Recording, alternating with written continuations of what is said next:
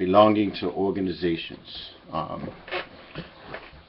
Haki Ammi here. Thank you all for joining it and tuning in.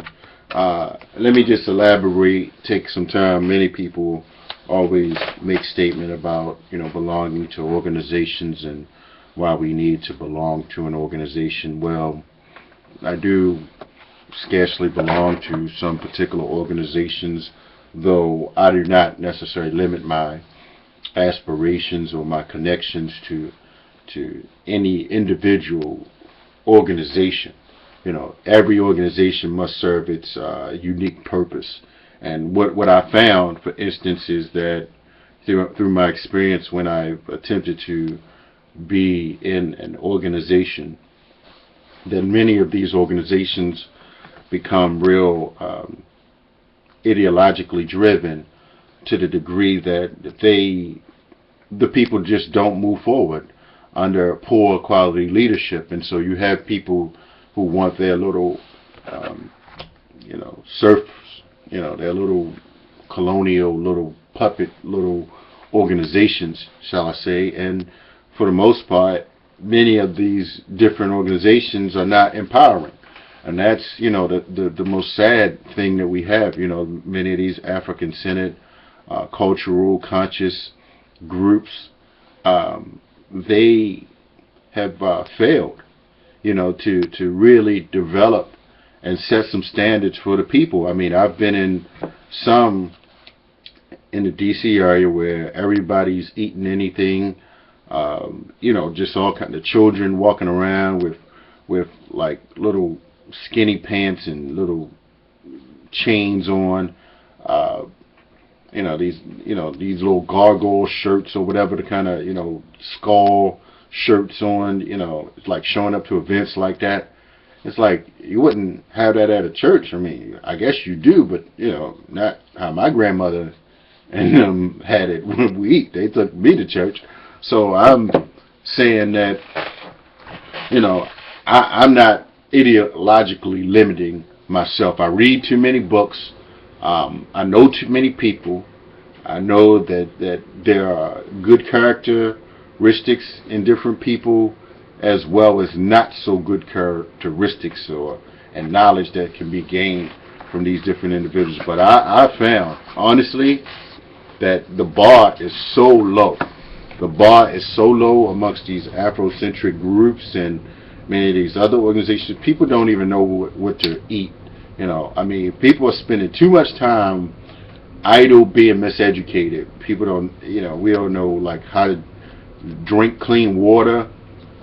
Some people don't even know what alkaline water is. You have the guy Tommy Sotomayor. He never got a colonic a day in his life.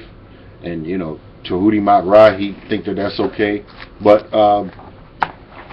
we need a different level of leadership. You have Umar Johnson. He's telling people the way you eat doesn't matter. And I don't want to put everything on just like eating, but that's part of our development. Earning a productive salary. Taking care of your children. These things are key. Courtship, not having a bunch of babies running around. Not having alcohol or drugs, around your children. These are essential developmental issues that I found that some people are lacking. Connecting the dots and organizing in our community. And some people, they don't see. I was talking to a sister, well, when you're going to do something in Baltimore? I do a lot in Baltimore, but I don't just stay there. I have to go places to get knowledge. I have to go and connect with people that, are making moves. And the reality is that some of these organizations are just holding our people back. They beating on drums and praying and all these other things, and nothing is changing. And something has to tangibly change. People are not reading, and then they're not reading listening to the smartest people. And fortunately, I've made it my business to connect to some of the smartest and empowered individuals. And this is why, progress is going to be made on different levels. So I need you all to support and push my work forward. You can't be shy about it. Regardless of what these other so-called leaders or so-called teachers that you think are somebody, regardless of what they say,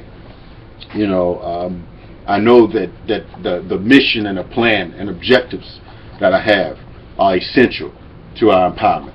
But I don't have time. I'm not going to sit and wait for one individual to move forward, or anybody to just step up and say they ready. They smart enough to do the work. Like one sister was asking me why I wasn't on a panel at Morgan State, and I said that the people there are not smart enough. Yes, I meant it. The people are not smart enough at Morgan State to know who to listen to. Just like, for instance, the professor, the president of Howard University, he only makes $750,000 a year. And I said that Mr. Holton Buggs earns $14 million a year.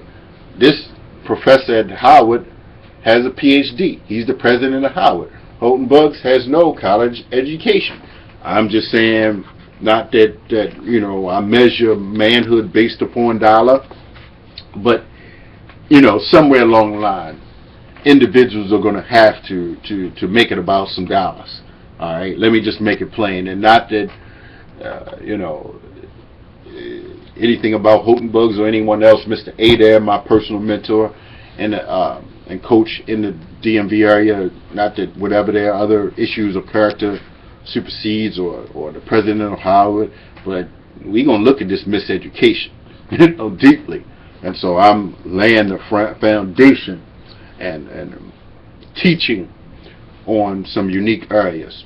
And so working with people like Dr. Jawanzo Kunjufu, Dr. Claude Anderson, and laying out some true analysis that must take precedence.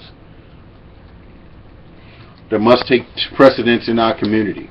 And so I ask you all to continue to share my presentations and my lectures, because at this particular time, if you're not listening to my message, then you're not getting the right message for the empowerment of our community. I'm just going to make it plain. If these so-called teachers, Irritated Jeannie, Baruti, Umar Johnson, Dr. Wesley Muhammad, those New York crew, if they haven't heard my message, they're becoming worthless to us as a people. Absolutely worthless, and they have no direction for us as a people. So let me just make it plain for you all and all the DC people, the different organizations, and just misleading us.